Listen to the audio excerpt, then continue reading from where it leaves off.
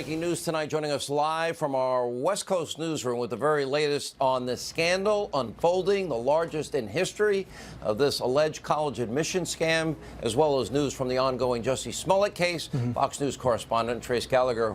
Wow, that shocked a lot of people.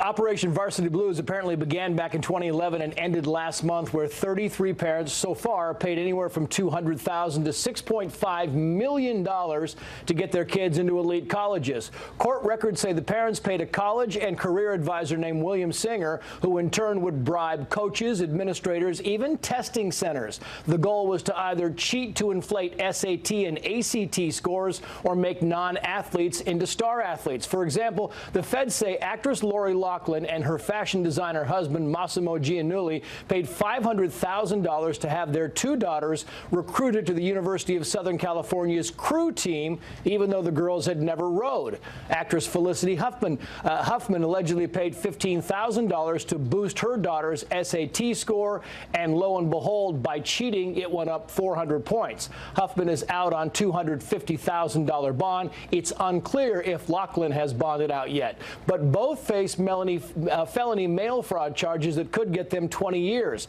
Those are the same charges that actor Jussie Smollett could face. Today, Smollett, accused of orchestrating a hate crime hoax, was back in court on 16 felony counts of lying to authorities. But Smollett is sticking to his story, saying he was attacked by two men who yelled racist and homophobic slurs and shouted, "This is MAGA country." Today, a judge ruled that during his next court appearance, cameras will be allowed, to which his attorney said, "Good. That way the public can see the evidence and lack thereof." All right, Trace, thank you. Here with reaction to former Florida Circuit Court Judge, host of The Whistleblower, Judge Alex Ferrer. Also with us, Harvard Law School professor Alan Dershowitz. He wrote an introduction to the Constitution. Will also write an introduction to the Mueller report right after it's released. Professor, let me begin with you. Both of my kids are athletes, and they started when they're 7. They traveled the country. They and every one of their friends, they all got recruited to college for their sport. And they all worked very hard. It is a grind. The kids that study, that get 15, 1600s on the SATs or 35 or 36 on the ACTs, I hear this, they can face 20 years in jail? Well, look, I think the colleges have some responsibility here. They allowed coaches, unchecked, to decide who comes in, and it was an invitation to scandal. If you have one person who can make the decision to admit somebody, it's very easy to bribe one person. You know, I think one of the reasons that Harvard was not involved, I'm proud of having been at that institution, is because admissions are made by a committee. And even if you bribe 1 or 2 people, no evidence anybody at Harvard was ever bribed,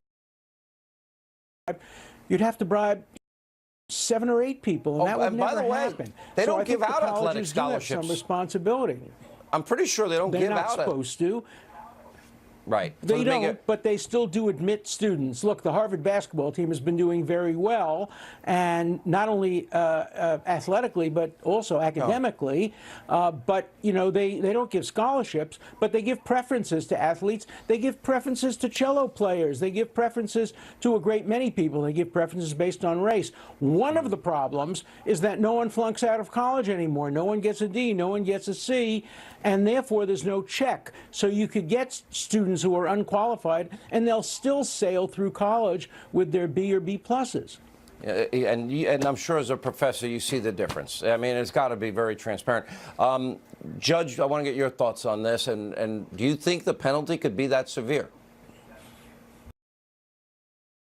No.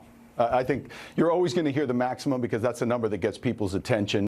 No judge is going to give the moms or the dads 20 years in prison for this, but Is it a serious crime? It absolutely is. And let's make a distinction here for the people who are saying, oh, come on, what parent wouldn't go out of their way to try to get their son or daughter a job or into a university? We're not talking about moms who called a sorority sister and said, hey, could you write a letter of recommendation for my daughter, or could you get her an interview with a college or with a firm? We're talking about parents who, if the allegations are true, committed serious felony, bribed people to get their children a spot in the school, which kicked out somebody who really deserved that spot.